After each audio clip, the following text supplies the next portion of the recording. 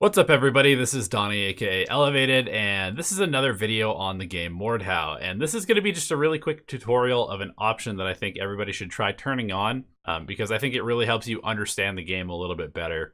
And that is the Draw Tracers option. I want to go up here into my settings menu, and I'm going to go to the Draw Tracers option. And sorry, my camera's covering the text a little bit, but basically it says it toggles all weapon tracers for debugging or research purposes. Red is the damage tracers, green is additional damage tracers which are used on weapons that have protruding blades like axes, and blue is the handle tracer. So basically these are what are going to allow you to see what your collision radius is with your weapon. So if we swing, you can see that there are red and blue tracers coming out. I'm using the Messer right now, so you can see the actual range of the weapon. And of course the handle tracers are basically, if you were to hit somebody with the handle, it does a lot less damage, but it still has collision. There's no green tracers on this one just because it's a simple sword blade. But I really like this because coming from the Jedi Knight, Jedi Academy background, obviously that was saber fighting, and the sabers in that game all had a trail, and that allowed you to basically see the path of the swing a lot more clearly. So why would this be important?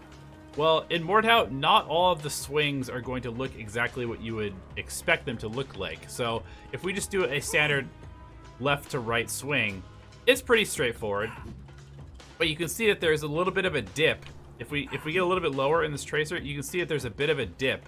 And that can be more pronounced depending on how you move your camera. So a standard swing like that, you can actually see how you can modify the aiming of the swing. And this is important because you can get around parries, you can get around shields, you can get around other people's swings by modifying the path that your sword takes. You can see here's an axe tracer, and it has the green as well, which is, as the description says, just another damage tracer. But you can also see that the collision of the green part of the axe is flipping through this rock, whereas if I get a little bit closer and hit it with the red part, it's not going to do that. So this is just something to keep in mind, that not all swings are created equal, and having these tracers on is going to help you understand the game a little bit better. So here's a halberd, and this one's a little bit interesting because there are green tracers in the middle of it. So the really cool thing about the tracers is that they actually are drawn for all the swinging weapons on the screen. And that's going to help you kind of understand the ranges of the weapons and help you footwork around them a little bit better. Maybe kind of understand that, oh, I can actually hit somebody here, even though he's right on the edge of where my sword looks like it is on my screen.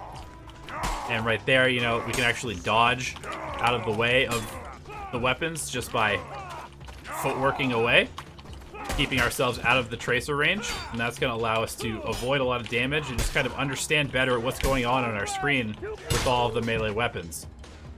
So I really like this option, and I'll often even just play with this on all the time.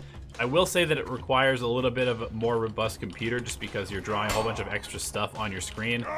And it definitely kind of takes a little bit of the medieval mystique away from the game. Go ahead and give it a try. It's just under the settings menu.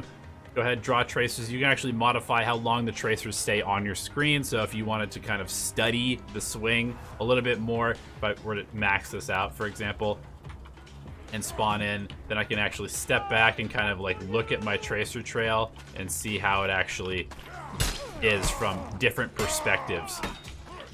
So thanks everybody for checking out the video. I hope it helps. Hope it helps you get a little bit better at sword fighting in Mordhau. Let me know what you thought in the comment section below, and we'll see you in another video.